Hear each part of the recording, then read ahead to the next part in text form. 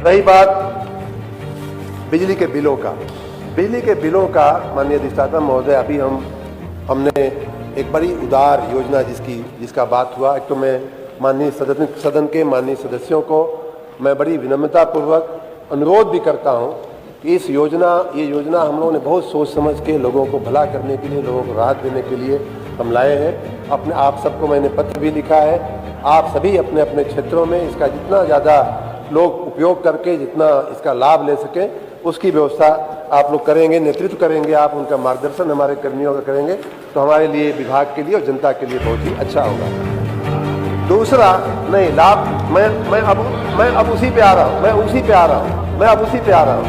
माननीय अधिष्ठाता महोदय, लोगों का 3-3 लाख का बिल, 2-2 लाख का बिल, 4-4 लाख का बिल हमने खुद अपनी आंखों से भदोही में, जौनपुर में, आजमगढ़ में, मऊ में देखा है कि पिछले दिनों हमने उसको सोशल मीडिया पे भी डाला था।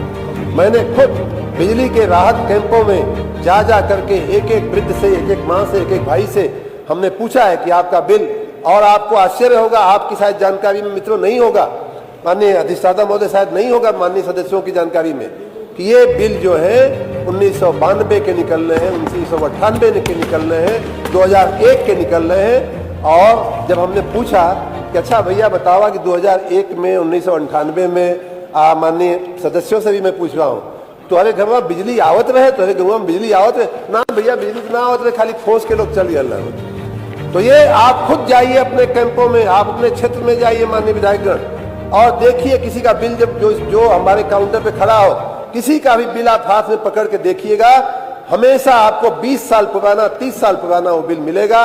और उस बिल पे हम क्या कर रहे हैं?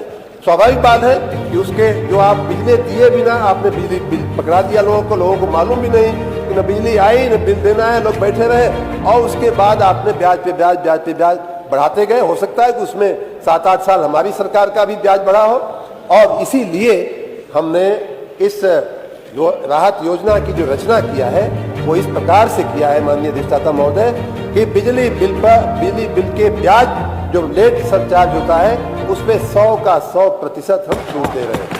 और पहले ही महीने नहीं, 3 महीने की 3 फेज की ये योजना है। तीनों फेज में ब्याज की जो राहत है वो निरंतर 100% हम चालू किए। हमारी चौथी योजना है, लेकिन इस बार पहली बार किया है कि तीनों फेज में ब्याज राहत जो है वो 100% चालू, वो लगातार निरंतर मिलती रहेगी। दूसरा उसमें जो अच्छा प्रावधान हम लोगों ने किया है कि ब्याज की राहत के बाद मूलधन जो है, जो व्यक्ति जमा नहीं कर सकता, उससे भी अब दिसंबर महीने तक, पहला जो हमारा फेज था, दिसंबर महीने तक की व्यवस्था ये है कि 1/4 उसके मूलधन में से भी 25% की हम लोग छूट देने वाले हैं।